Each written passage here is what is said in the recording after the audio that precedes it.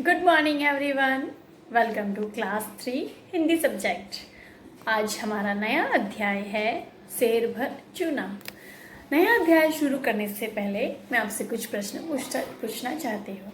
अच्छा बच्चों, ये बताइए, सबको मीठा बहुत पसंद होगा, है ना? तो खाना खाने के बाद आपको क्या पसंद है? सबको स्वीट्स पसंद है, मिठाई सबको पसंद है। किसी को चॉकलेट्स पसंद है, किसी को केक पसंद है, किसी को नींबू पानी पसंद है, किसी को बहुत सारी मिठाइयाँ पसंद है। तो आपको खाना खाने के बाद क्या क्या पसंद है? आंसर दीजिए। Yes, good. Chocolate, very good. Yes, आप बताइए। Cake, very nice. Ice cream, yes. नींबू पानी, नाइस। और क्या पसंद है? Donate, yes. किसी को चीनी, बहुत जने खाना खाने के बाद चीनी खाते हैं। कोई गुड़ खाता है, कोई चॉकलेट्स खाते हैं, कोई किसी को केक पसंद है, पेस्ट्रीज पसंद है, कोई सौंफ खाता है ना? सब कोई पान खाता है। खाते हो ना? आप जब कभी बाहर रेस्टोरेंट में खाना खाने जाते होंगे तो रेस्टोरेंट से जब आप घर की ओर आते हो तो बहुत बार आपके पापा पान खाते हैं और कभी कभी आप भी खाते हो। वो मीठा पान होता है, खाते हो ना? तो इस कहानी में शेर भर चूना, ये चूना जो पान में लगता है, इसके ऊपर ये कहानी है। इसके बारे में हम चर्चा करेंगे। तो पहले आपको मुझे ये बताना होगा कि आपको क्या क्या पसंद है खाना खाने के बाद। चलो देखते हैं इस वीडियो में। देखिए बच्चों, ये हमारी पाठ्य पुस्तक अध्याय 6 शेर भर चूना। खाद्यान्न और रहन सहन। खाना खाने के बाद कुछ लोग मीठा खाने का शौक रखते हैं। नीचे कुछ दिए गए हैं चित्र। उन चित्रों पर आपको गोला लगाना है जो आप खाने के बाद खाना पसंद करते हो। चॉकलेट है, डोनेट्स है, केक है, मक्खन है, आइसक्रीम है और नींबू पानी है या कोई भी ठंडा ठंडा जूस। तो आपको इसमें से क्या क्या पसंद है, आपको उस पर सर्कल लगाना है कि खाना खाने के बाद। ज़रूरी थोड़ी है कि खाना खाने के बाद आप केक पसंद हो। आपको बहुत जनों को केक पहले पसंद होता है ना? बहुत जनों को आइसक्रीम पहले पसंद होती है। तो आपको इस पर सर्कल लगाना है। अच्छा बच्चों, आपको इसमें से बताना है कौन से खाने वाले अवयव समान है। सर्कल तो लगा दिया, अब ये क्वेश्चन नया है। कौन से अवयव समान है? जैसे चॉकलेट और डोनेट एक जैसा हो गया। आइसक्रीम और ये क्या है? नींबू पानी, यस, दोनों ठंडा ठंडा है तो दोनों सेम हो गए। ये है मक्खन और केक। तो केक डोनेट से भी मैच होता है और केक की क्रीम मक्खन से भी मैच होती है। समझे? समझे बच्चों? तो अब आप हमें बताइए कि खाना खाने के बाद बहुत जन पान खाते हैं। कोई मीठा पान खाता है, बच्चे लोग मिठाई खाते हैं और बड़े लोग कोई चूने वाला पान भी खाते हैं। तो आज आपको मुझे बताना है कि पान कैसे बनता है। क्या आपको पता है? आपको ये बताना है कि पान में क्या क्या सामग्री यूज होती है, पान खाने के क्या नुकसान है और क्या फायदे। ठीक है, थोड़ा सा मैं आपको बताऊंगी और बाकी आपको ये होमवर्क अपने पापा से पूछकर करना है। ओके? तो देखो बच्चों, पान एक पत्ता होता है, एक लीफ होती है, एक पत्ता होता है पेड़ का। ठीक है? वो पान जो पत्ता है वो हमारे स्वास्थ्य के लिए बहुत अच्छा होता है, बहुत लाभदायक होता है। वो हमारे शरीर में अगर कफ हो तो उसको भी ठीक करता है। ठीक है? अब पान खाया कैसे जाता है? तो पान को खाने के लिए लोग उस पर चूना लगाते हैं, कत्था लगाते हैं, सुपारी डालते हैं और भी बहुत सारी कुछ चीजें डालते हैं। वो आपको पापा से पूछकर पता करना है। ठीक है? और फिर उस पान को रोल बनाकर खाते हैं। तो ये पान स्वास्थ्य के लिए हानिकारक है। जो पान में चूना जा रहा है, पान में कत्था जा रहा है, सुपारी जा रही है, ये सब हमारे गले के लिए और फेफड़े के लिए बहुत नुकसानदायक है ना? तो फायदा मैंने बताया पान का, जो उसकी पत्ती है, जो पान का लीफ होती है, जो पत्ता होता है, उसका फायदा, और अंदर जो सामग्री डली जाती है उसके नुकसान मैंने आपको बताया। ये आपको पता करना है। और पान कैसे बनाया जाता है मैं आपको संक्षिप्त में बताऊंगी। पान लेते हैं, उसके ऊपर चूना, कत्था, सुपारी और गुलकंद और भी कुछ चीज़ें डलती है और उसको रोल करके पान बनाया जाता है। पर रियल में पान कैसे बनता है ये आपको अपने मम्मी पापा से, चाचा से पूछ कर, पता कर अपने पाठ्य पुस्तक में लिखना है। खोजो और परखो, पेज नंबर 31। ठीक है बच्चों। अच्छा बच्चों, शेर भर क्या होता है? शेर भर चूना। जो ये कहानी है, हमारा जो पार्ट 6 है वो एक कहानी है। क्या है? कहानी। हमने उससे पहले जो पढ़ा था प्रकृति का संदेश, क्या थी? कविता। ठीक है।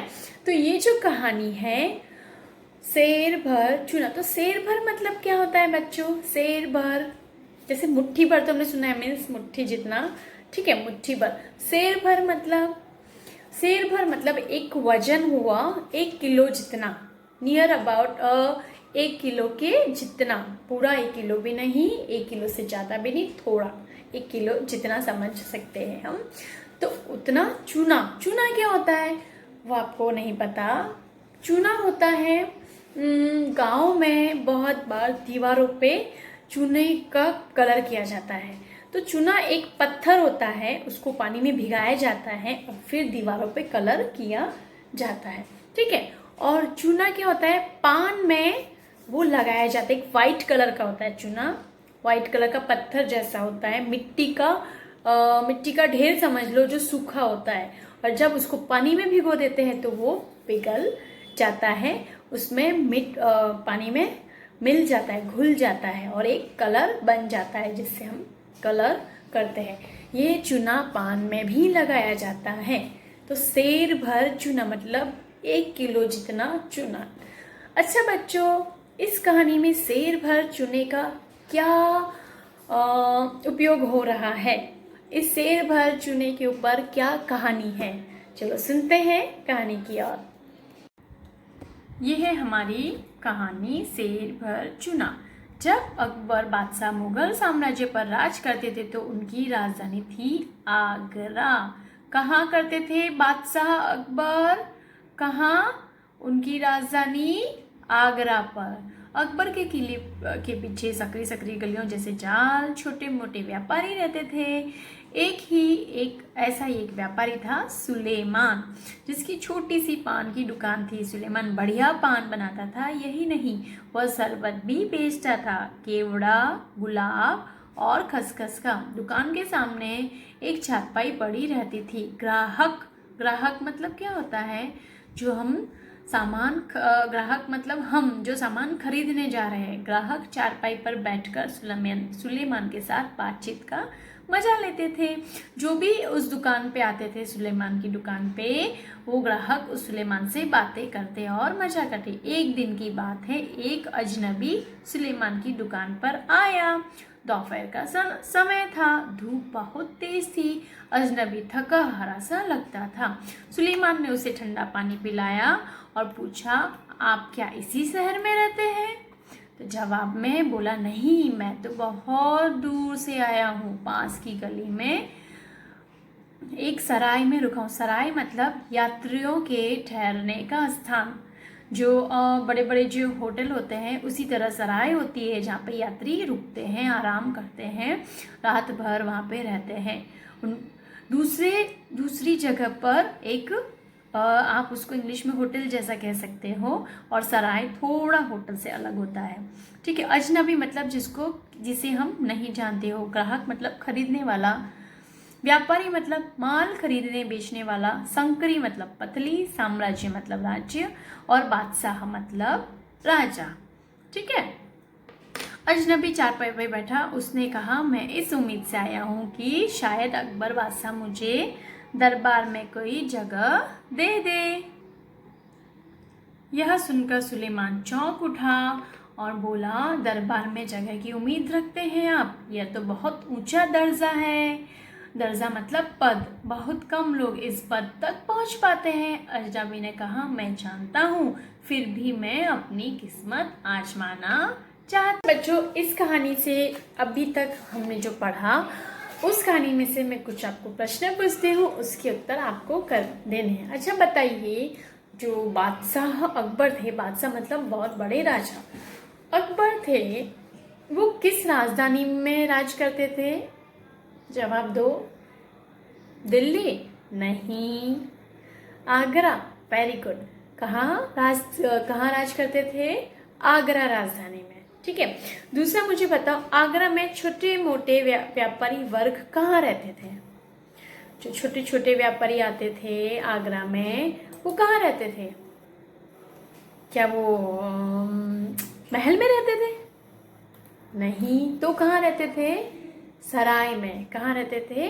सराय मतलब एक होटल जैसा, ठीक है, जहाँ पे यात्री ठहरते हैं और रुकते हैं। ठीक है। अब बताइए मुझे, सुलेमान कौन था और उसकी क्या विशेषता थी? अच्छा बताइए, कौन था सुलेमान? यस, सुलेमान एक कौन था? बताओ। सुलेमान एक व्यापारी था। क्या करता था सुलेमान? सुलेमान क्या करता था? सुलेमान की एक दुकान थी, और उस दुकान में वो क्या बेचता था? उस दुकान में वह पान बेचता था और मीठे शरबत, अलग अलग स्वाद के, जैसे केवड़े का, गुलाब का, ऐसे ठंडे ठंडे शरबत भी बेचता था। अच्छा, एक तो वो पान बनाता था सुलेमान, एक व्यापारी था जो पान बेचता था और शरबत भी बेचता था, केवड़े का, गुलाब का और खसखस का। अच्छा बताइए, अजनबी आगरा किस उम्मीद से आया? जो अजनबी आया था ना सुलेमान की दुकान पर, वो किस उम्मीद से आया? उसको क्या उम्मीद थी? उसको उम्मीद थी कि उसको बादशाह के दरबार में कोई अच्छा दर्जा मिल जाए, कोई अच्छा पद मिल जाए, मतलब वहां उसको नौकरी मिल जाए। अजनबी ने सुलेमान को क्या उत्तर दिया, और यह उत्तर उस व्यक्ति के बारे में क्या बताता है?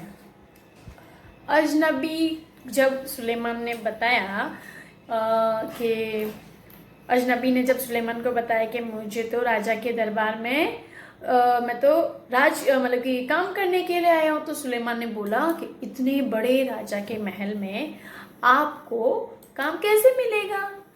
आपको तो काम नहीं मिल सकता, बहुत ऊंचा दर्जा है राजा के महल में काम करने के लिए।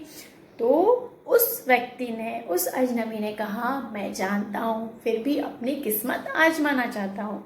मतलब वो वहाँ रुकना चाहता है और रोज वहाँ जाकर मेहनत करना चाहता है और अपनी किस्मत देखना चाहता है कि उसका उस महल में जो दर्जा है, जिस दर्जे पर वो काम करना चाहते हैं, वहाँ पे उसको नौकरी लगती है या नहीं। समझ आए हैं बच्चों? अच्छा बच्चों, दो प्रश्न उत्तर हम करेंगे जो हमारे पाठ्य पुस्तक में है। आओ जांचे। सुलेमान की दुकान पर कौन आया था? बताइए, कौन आया था? सुलेमान की दुकान पर अजनबी आया था। ठीक है बच्चों। सेकंड है, अजनबी आगरा किस उम्मीद से आया था? उसको क्या उम्मीद थी? उसको उम्मीद थी कि वह बादशाह के महल में कोई अच्छे पद पर काम करे। ये देखिए बच्चों, वह इस उम्मीद से आया है कि शायद अकबर बादशाह उसे दरबार में जगह दे दे। समझ आया बच्चों? अच्छा बच्चों, ये आपका गृह कार्य है। 2 प्रश्न के उत्तर आपको खुद लिखने हैं। इस कहानी में इतना ही। अगले वीडियो में हम जानेंगे कि जो ये अजनबी था, उसको बादशाह के दरबार में उच्च पद पर नौकरी मिलती है या नहीं, और अभी तक कहानी में शेर भरचूना नहीं आया। तो आगे हम ये जानेंगे कि इस शेर भरचूने का इस कहानी से क्या संबंध है। धन्यवाद। घर पर रहे, सुरक्षित रहे, स्वस्थ रहे। Thank you.